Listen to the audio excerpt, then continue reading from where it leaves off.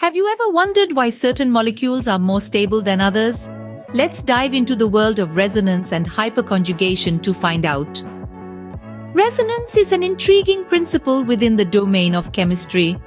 It provides an understanding of the stability of molecules while considering the delocalization of electrons that exist within the molecule. Picture a molecule not as a static, unmoving entity, but as a dynamic one.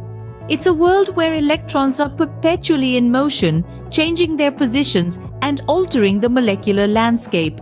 This constant movement results in the spreading out of electron density across several atoms, not just confined between two specific atoms.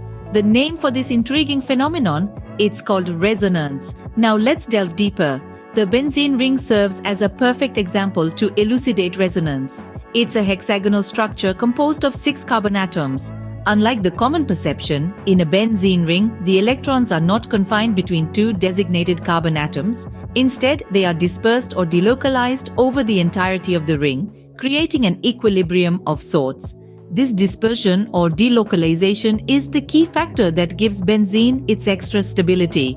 But the journey of discovery doesn't end here. Let's shift our focus to hyperconjugation, a concept that's a tad bit more complex, yet fundamentally fascinating. Hyperconjugation is a stabilizing interaction that involves the delocalization of sigma electrons. But where do these sigma electrons come from? They come from the CH bond of an alkyl group that is directly attached to an atom of an unsaturated system or a carbon atom that carries a positive charge. To simplify the concept of hyperconjugation, let's consider an alkene. In an alkene, the adjacent carbon-hydrogen bonds can interact with the pi system. This interaction has an effect of spreading out the charge, thereby reducing the overall energy of the molecule.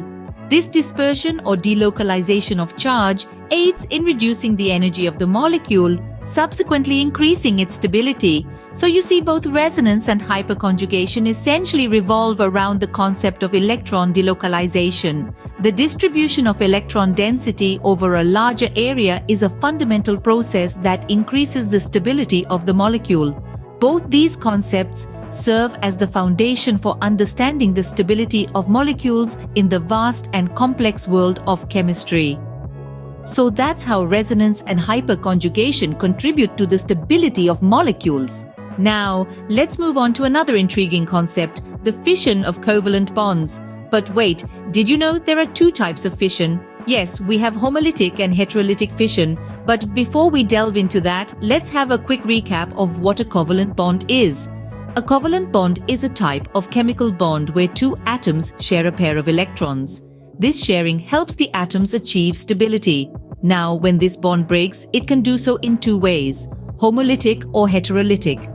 Let's start with homolytic fission. The term homolytic is derived from the Greek words homos meaning same and lysis meaning loosening.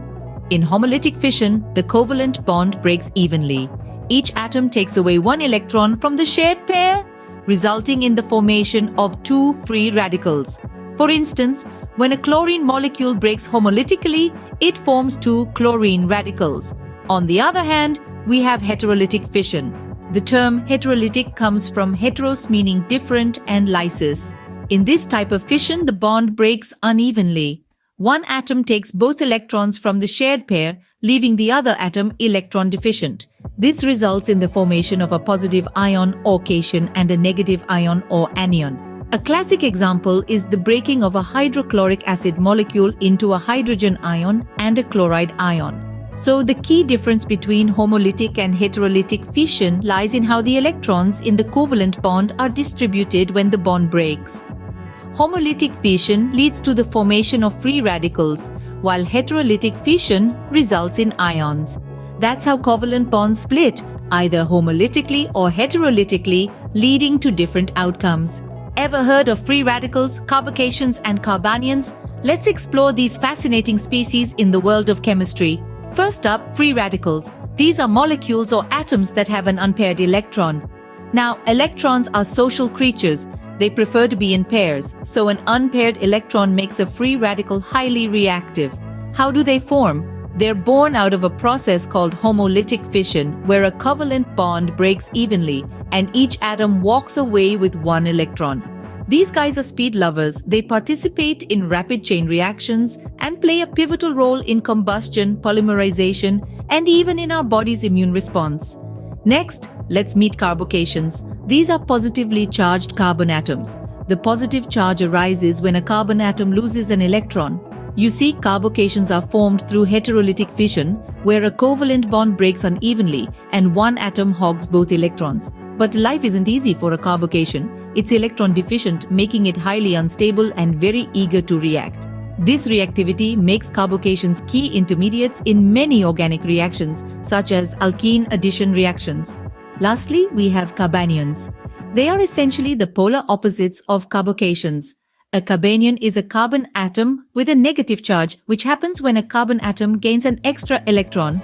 These guys are formed again through heterolytic fission, but this time the carbon atom is the one that gets both electrons. Being electron-rich, Carbanions are very stable and they behave as nucleophiles, seeking positively charged or electron-deficient species to react with. They are essential in reactions such as nucleophilic substitution and elimination. So these are some of the key players in the world of organic chemistry: free radicals, carbocations, and Carbanions. Finally, let's understand two of the most important characters in organic reactions: electrophiles and nucleophiles.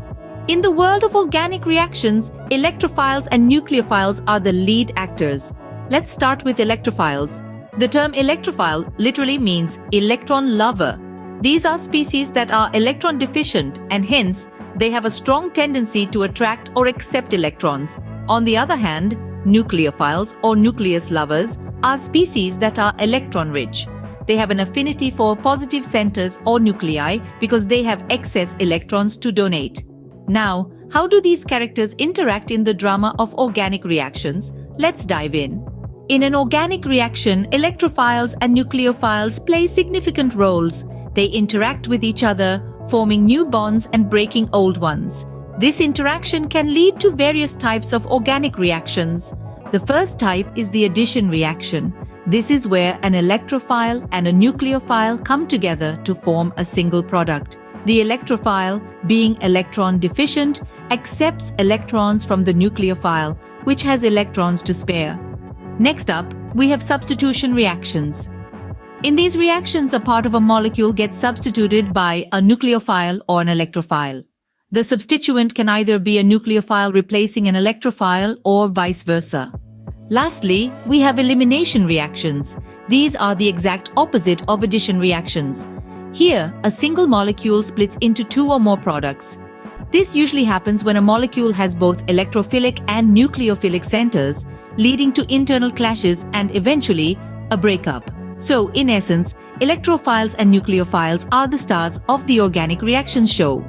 Their interactions, whether it's a friendly union, a replacement, or a dramatic split, lead to the wide variety of organic reactions we observe in the world of chemistry. And that's how electrophiles and nucleophiles, with their unique characteristics, participate in different types of organic reactions.